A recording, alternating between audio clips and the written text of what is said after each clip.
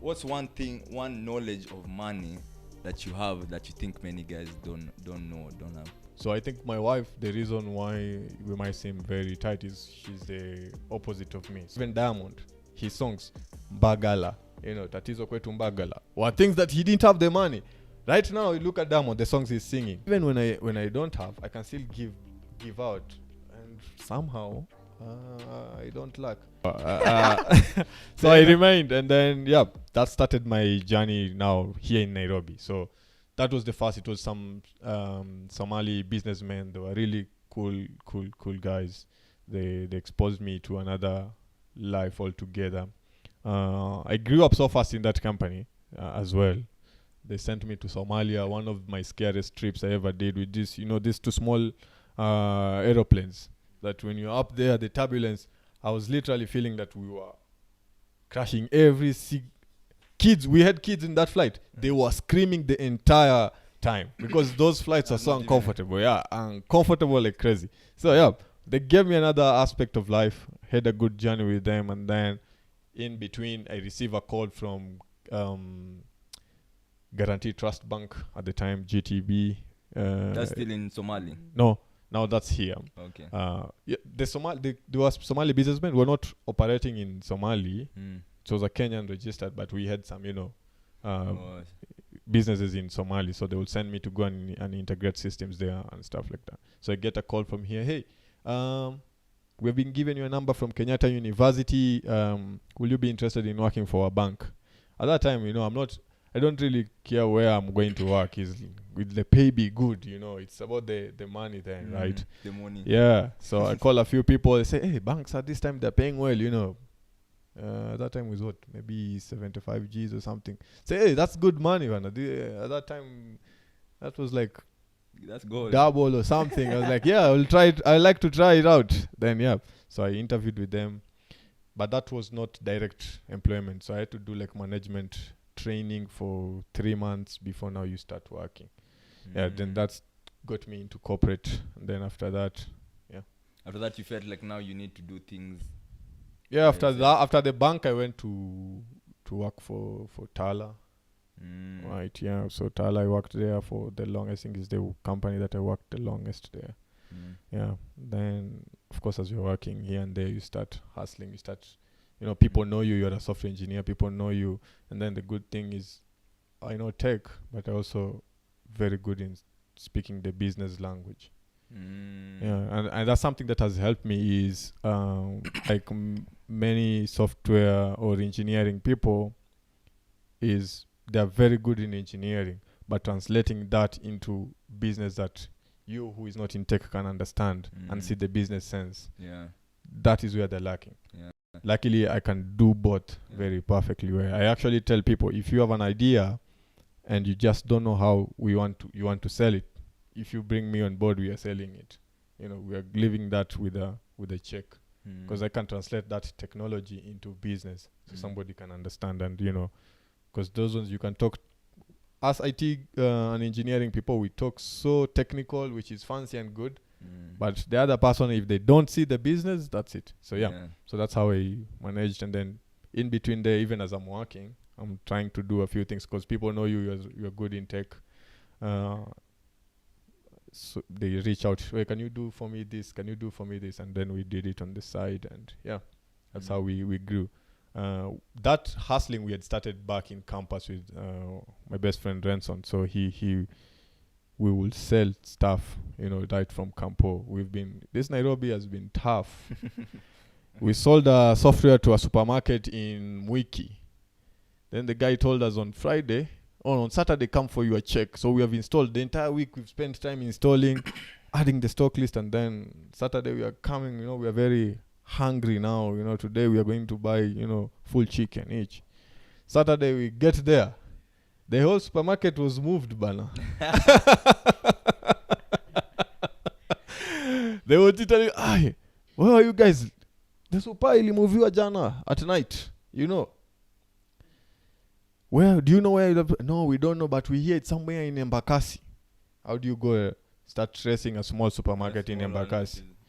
So that's what. Yeah. So right from campus, we were doing, here and there, bits and bits, hustling. So people knew us on the side. So even as we are working, people still reach out to us, can you build this, can you do this, can you do this? So yeah. And that's where after campus also we started our company with another group of 6, I think 5 or 6 friends from school. So we started a company together. Then as we got into employment, people got into employment, they left. But I still continued with that company from my side. So grew it up. So everything you learned, of course, from your mentor, your so mom, everything now I was using that opportunity now to apply everything, Yes, exactly. Because now I knew how to negotiate. Like I'm saying, people don't know how to translate the engineering footballers, that's what one thing I'm also trying to... Yeah, like footballers are business in their own. But you see, even getting the right contracts, until recently, the concept of managers coming in and stuff like that. And before, footballers or any professionals were signing contracts and they don't know what they are signing. Even today. Yeah. So those things, there are things that you learn in class and stuff like that. But then again, they're the street knowledge that you need to know, that this guy might not be just looking after my interest. He's also having his own interest in there, he or her, right? So even in the paperwork that I'm doing, are my interests all taken care of? So all those things I learned, like even when we were being watched by the supermarket guy back in Campo, that was a learning thing, right? The next time we did a software for, I think it was for a pharmacy or a hardware here in Timol. Is it Timol or somewhere around Bagari roundabout? We did a software for this guy. We saw the signs was like the one for the supermarket. So this time round, we were clever. He said, "Oh, I'm going to pay you on the 15th of this month." So on the code, we put a timer on the 15th. It will post on the web interface. Services paused until you pay. The guy never paid, but you see, we had learned. It didn't stop us, which is something I'm actually even coming to see, though. That's so really so that's how I applied those learnings, and also how I remained to Nairobi ever since. So now let's go back kidogo. Yes. You told me you've been with your wife for the longest time. She was like your teenage girlfriend. I met her in Kenyatta University first year. Yeah, it's an interesting story how I met her. I was doing engineering. She was doing Bachelor of Arts Economics, I think. Yeah. So there are some units we were sharing, mathematics units. So we were sharing. So when we go to those classes, I will see her. She will used to stand alone. She's very introverted. So she will stand alone, not talking to anyone, headphones and stuff like that. So I saw her and said, maybe let me, boys will be boys. Boys will be boys, But she's tough. And then she was like, she was a non-answer. She's not talking to anyone. She has a serious face at the time. And you want to approach her, and then you don't want to waste that chance as well. Yeah, so you can't just go straight, right? Luckily, she was sharing a class with a friend whom we had schooled together in primary school. So I told the guy, your class usually ends earlier than ours when we are coming for the combined class. This is what I want you to do. When you get earlier, book me a seat next to her, and then call me so that I come straight to that. Because we always came later. The guy called me with psych. Ken, the seat next to her is there. That day I was psyched. It was a math class. We never wrote notes that day. When I got the seat next to her, that's where it all happened, right? Talked to her, exchanged numbers. We were laughing the entire class, the entire session. And it wasn't just as straightforward, of course, in between. But it was tough convincing her. That one you start as a friend and then you aim to take it all through. But it wasn't just that day, but at least that opportunity. Thanks to Mike. Mike is the one who booked the seat next to me, to her. So, so I met her in campus, and then, till now, we've been together. Yeah. Because you guys look like, the way I'm saying, you guys look like a strong relationship. Because you mostly, correct me if I'm wrong, you mostly value your wife and your son, who is... Yes. Who is playing GP karting, he's playing golf, doing every sport you're exposing him to. Yes. Yeah, I would say my wife plays for me, I make decisions pretty fast. From my experiences, there's an opportunity, take it up. So I think my wife, the reason why we might seem very tight is she's the opposite of me. So she will complement everything that I am not. So she'll be the one who will pause and say, hey, why don't you think about 1, 2, 3 instead of just jumping into this? She will give me that other perspective. And then I think for the fact that we've stayed for so long knowing each other, she has the confidence and, to tell me, no, we're not doing this, and I can listen and I can say, I trust her. She'll be meaning it for good for us. Yeah. So she's the one who will just tell me something that is not good. I don't want to hear, but it's important for me. She can literally just put it there for me. Whether I like it or not, it is the truth and I have to listen. So she complements that. And, I think when I was telling you the power behind the power, she's that power behind the power because she's able to moderate how fast I'm moving or how slow. She's giving me that other perspective. And then she's a thinker. While for me is I need to get the facts I make a decision based on the little fact that I have. Yes. She'll be analytical a little. And then she's the skeptical one, like, why don't you think about 1, 2, 3? She's literally like my best friend Ransom. He's also like that, right? When I think fast, they come slow. Okay. So is that something you think young guys should look for? Your opposite, your whatever? Yeah, I would say, of course, you don't go looking for exactly everything that you are not. Sometimes it can be working on the negative, right? Because sometimes you want to move fast and the other one is holding you back for the wrong reason. So that's not particularly, but there are some things that you can look for. Look for some, not entirely for marriage, but friendship and it cannot be just about your wife. You cannot get all that from your wife, right? It can be from friends and the group that you're interacting with. Look for the things that you don't have. It's the same reason we are reading books, right? There's probably no chance I'm going to meet Warren Buffett, right? But I can read about Warren Buffett from a book and know about how he's thinking and all that. So the things that I don't have, I can get from that book, right? It's a similar thing with friends. For the values that I don't have, I can fill those gaps through the people that I can bring around me, right? If I'm not good in business, but I'm good in tech, I can find that person who is good in business who can translate it into business sense, right?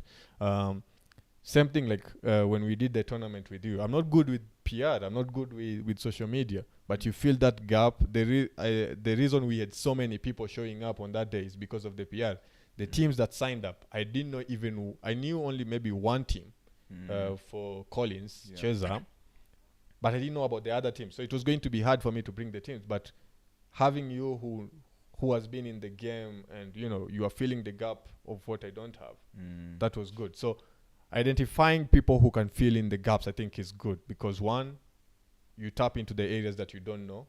They also have a different perspective. They're able to critique you. They're able to, solidify a thought that you have, So that is important. And that obviously makes you better. Exactly. Yeah. And then when you're doing all this, remember you're not competing with that person or for that. Just remember you're trying to bridge a gap. You know what you're good in, you're bringing on the table, and what they're bringing on the table. It's like a family. Like you say, my son is. I'm so close to my son, right? We best friends, but I can't turn him to whom I want him to be without my wife's qualities, right? My wife is also going to play a part.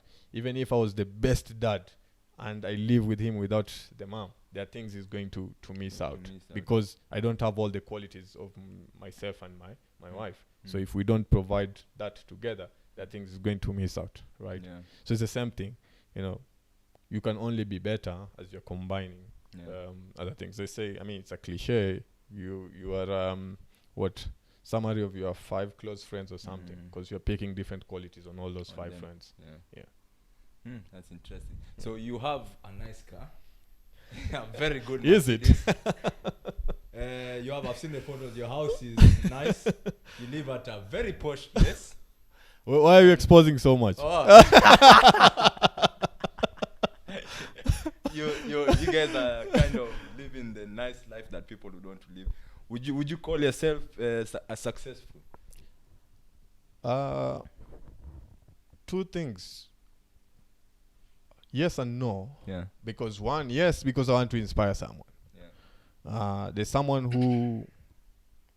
who might not be, whom if you give the life I'm living right now, that will be it. They'll be happy if they can just even get half of that.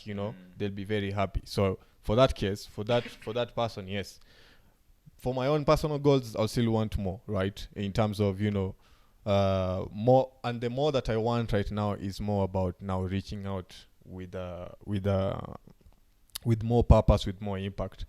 There are 3 levels of success, how I define them, right? Or in terms of, especially if we're talking money, because most people are going to talk money, and money is good, and it's important for us to say it, because people say it's not about the money.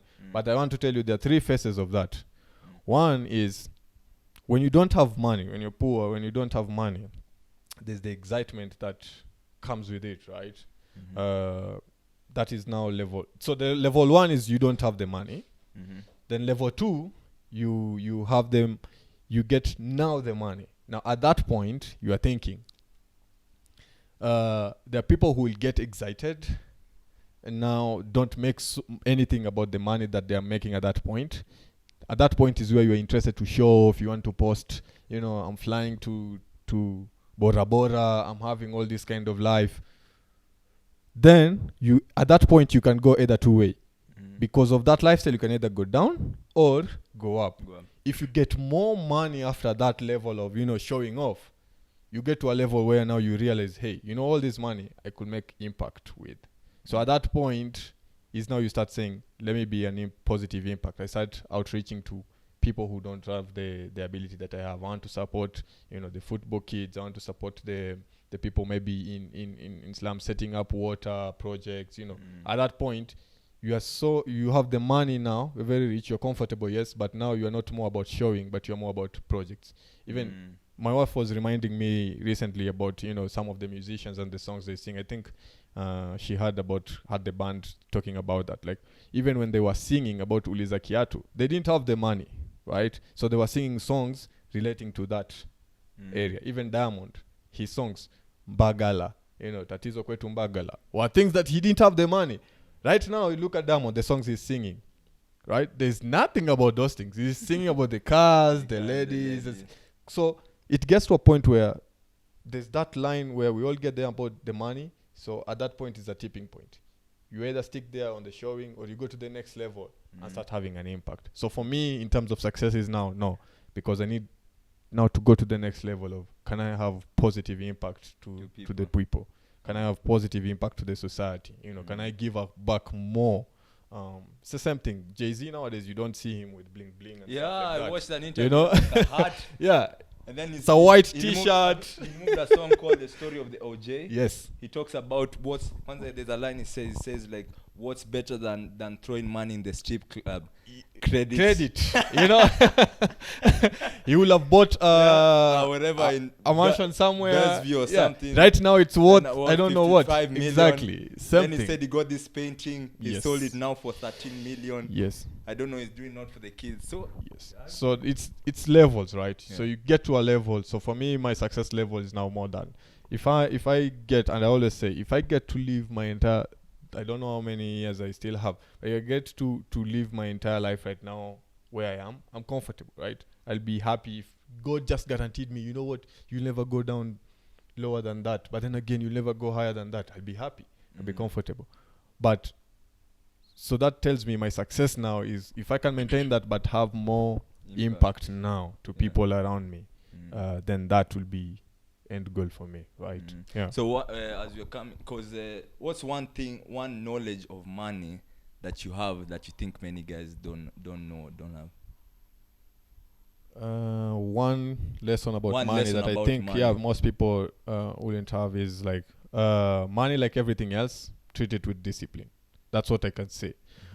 You can have as much as you want, but if you don't have the discipline with it, then it's nothing. It can all come down too quickly. So I think that's what people, and if you look at the society, that's exactly the same thing. We want to show off, or we want, or sometimes we get more money and then we get, because of the lack of the discipline, we start doing other things that, put us into more trouble and not value what we had at the time. So I think that, and then I've also learned a lot in the art of giving. I mean, like, that for me is the biggest thing. Like, because of time, there are stories we couldn't tell. Like when my son was being born, we didn't have anything, right? I was working, yes, but I couldn't, keep up the quality of life that I wanted to give him, right? And I used to call, I could call my friend Renson. He would send me 1K, 1,000 shilling, fill in the gas and stuff like that. But that art of giving and receiving from people during getting that help has taught me. Even when I don't have, I can still give out, and somehow I don't lack. If anything, there are deals I get that I never thought about. Where did this thing come from? From all of a sudden, you say hi to a friend, and then we are talking, and oh, you're good in this. Can you come? We talk about it, and then you're doing that pieces. So I think the art of giving and being satisfied, and you don't learn the art of giving until you learn how to be satisfied with what you have. So once you are satisfied and say this is okay, then you start being free into because I could want more. You say the car I have is a good one, but I can want more and say I want maybe for me. That's a good one. You probably man, I should have one. If I can decide to be and I want the next car, right? But really, it's getting me from one point, and I'm not a car fanatic, but it's getting me to one point to another. Can I make an impact with that other top up that I have instead of going for the next level car? Can I just make an impact to students in Amboseli who have to walk a long distance in a national park to get to school in the morning, lunchtime, in the evening?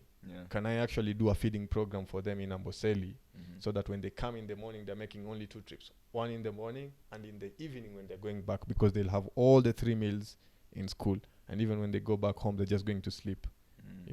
So can I have that impact instead of buying that extra car? Those are the things that you start thinking. Yeah. That's Ken, my guys, man. That's Ken, the guy I work with. This guy is an awesome guy. And honestly, many guys would say that to look nice in front of people, but this is him. It's just because when I forced him to come on camera. Yeah, you know how many times I've actually been refusing to come.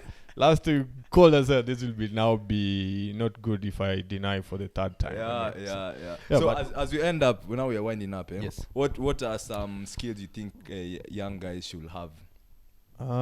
So right now, what I can say in terms of skills, for anyone in school, focus on a career that is hands-on. At one time I wanted to learn carpentry because those are skills that when you have, no one is taking them away from you, right? You can do something for yourself. So one, gone are the days when we were being told do medicine, do all these things. So focus on a skill that you can do something for yourself, but at the same time, employment is not bad.